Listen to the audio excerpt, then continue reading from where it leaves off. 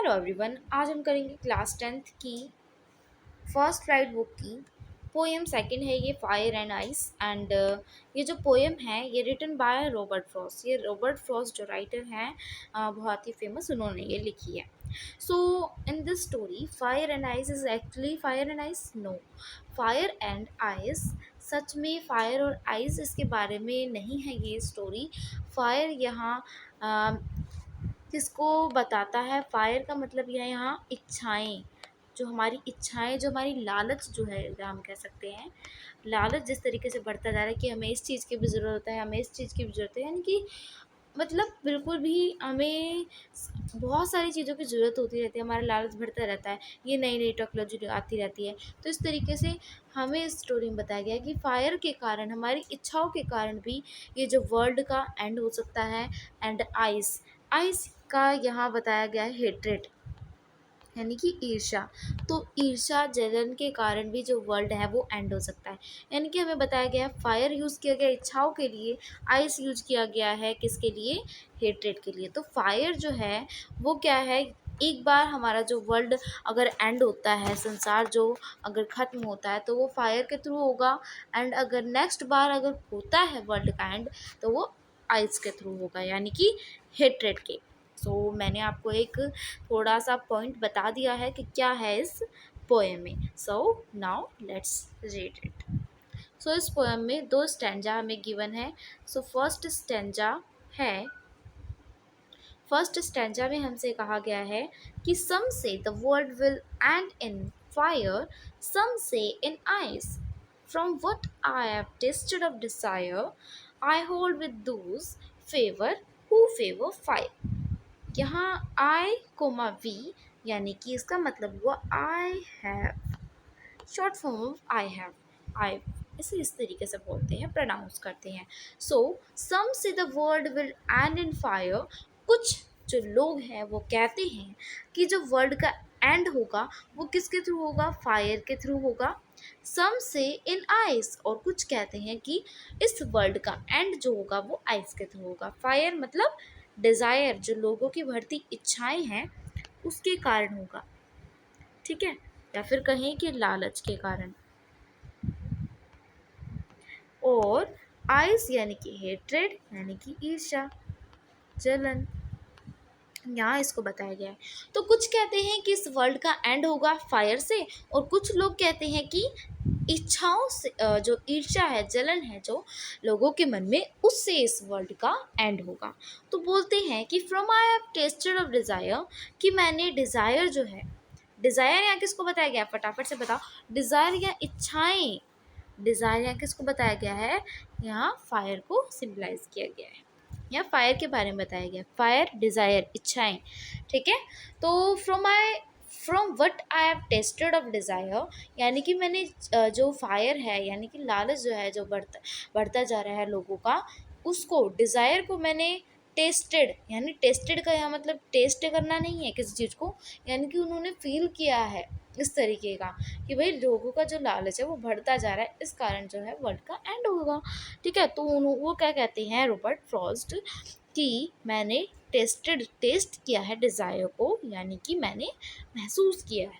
I hold with those who favour fire, मैं उनके साथ खड़ा हूँ जो कि फेवर करते हैं फायर का, यानी कि जो कि फायर के साथ है, जो कि कहते हैं, जो लोग कहते हैं कि जो इस वर्ल्ड का एंड होगा वो फायर से होगा, मैं उनके साथ, उनके फेवर में हूँ, ठीक है।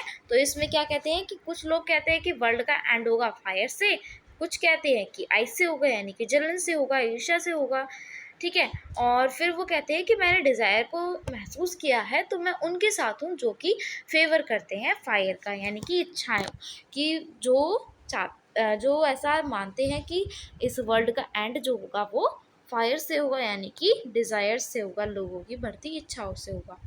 And the next stanza is, next में बोलते हैं but it, if it had to perish twice, I think I know enough of hate to say that for destruction is also great and would suffice. So what is the meaning of twice? ट्राइस मतलब होता है destroy, destroy होना, खत्म हो जाना।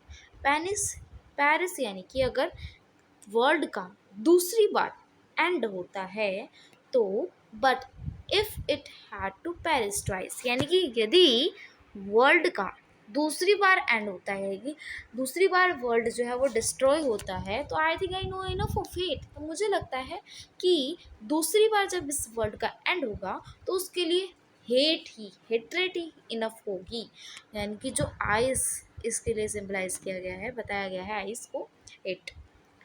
तो वो कहते हैं कि यदि वर्ल्ड का एंड जो होता है दूसरी बार होता है तो वो होगा आइस के कारण, यानी कि हेट्रेट के कारण, जो बढ़ती जा रही है लोगों में, ईर्ष्या बढ़ती जा रही है, जलन बढ़ती जा रही है दूसरों के प्रति, तो उसके कारण इस वर्ल्ड का एंड होगा। To say that for destruction ice is also great and would suffice. What is the meaning of destruction? Destruction मतलब होता है destroy, it's similar to twice, तो इसका मतलब होता है डिस्ट्रॉय होना। तो पेरिस ट्वाइस यानी दूसरी बार अंत होना, ठीक है, खत्म होना, डिस्ट्रॉय होना। और यहाँ इनफ यानी सफाइस, इसका अगर हम इनफ का सिमिलर देखें तो सफिशिएंट यानी सफाइस, सफाइस यहाँ आ सकता है, यहाँ इनफ आ सकता है। ओके, इनफ पर्याप्त, इनफ का मतलब होता है पर्याप्त है, बिल्कुल सही है। सफाइस भी सिमिलर है, सो सफाइस का मीनिंग भी पर्याप्त यानी कि काफ़ी है। ओके, तो destruction, to say that for destruction ice की it also great and would suffice की अगली बार जो डिस्ट्रॉय होगा वो आइस के कारण होगा।